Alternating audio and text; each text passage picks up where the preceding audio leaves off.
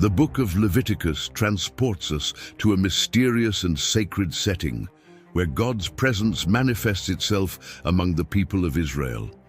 The tabernacle becomes the center of the nation's life, and every detail within it conveys a profound meaning. The air is filled with the scent of incense, the sound of trumpets echoing, and the priests murmuring. It's an atmosphere of awe and anticipation. More than just a manual of laws, Leviticus is a revelation of God's holiness and his desire to dwell among men. From the beginning, we are led to the heart of worship, the sacrifices. Each offering had a specific purpose and spoke directly to the relationship between man and the Creator. The burnt offering represented total surrender to God. The grain offering symbolized gratitude. The peace offering celebrated communion. The sin offering brought forgiveness. And the guilt offering restored what had been broken. Every animal sacrificed, every altar raised, and every drop of blood spilled were not just rituals, but they pointed to something much greater, the redemptive work that would one day be accomplished in Christ, the perfect Lamb. The suspense increases when we realize that not just anyone could approach the holy place. Only the priests, descendants of Aaron, had the responsibility to intercede for the people, and even they had to follow strict rules to avoid dying in the divine presence. The most tense moment was the Day of Atonement, when the high priest entered the Holy of Holies. The glory of God was so intense that any failure could be fatal. Bells were sewn into his clothes so that if he fell dead, the people would know. This scene reveals the weight of God's holiness and the seriousness of approaching him. Leviticus also presents a code of holiness that encompassed every aspect of life.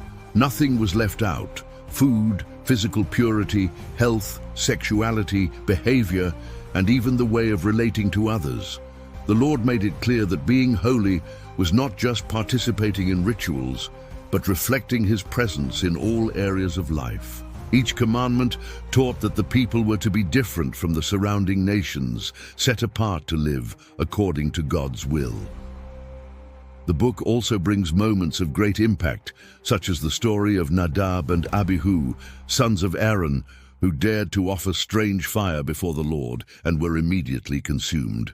This episode is a reminder that God is love, but he is also just, and that holiness should not be treated lightly. Another fascinating point is the institution of the Jubilee year, a time of restoration in which slaves were freed, debts were forgiven, and lands returned to their original owners. It was as if God pressed the button of social justice, showing that everything belongs to him, and that no one should live eternally trapped in oppression or debt. Another central aspect is the feasts established by God: Passover, first fruits, the Day of Atonement, and the Feast of Tabernacles. They all carried deep meanings and pointed to the future.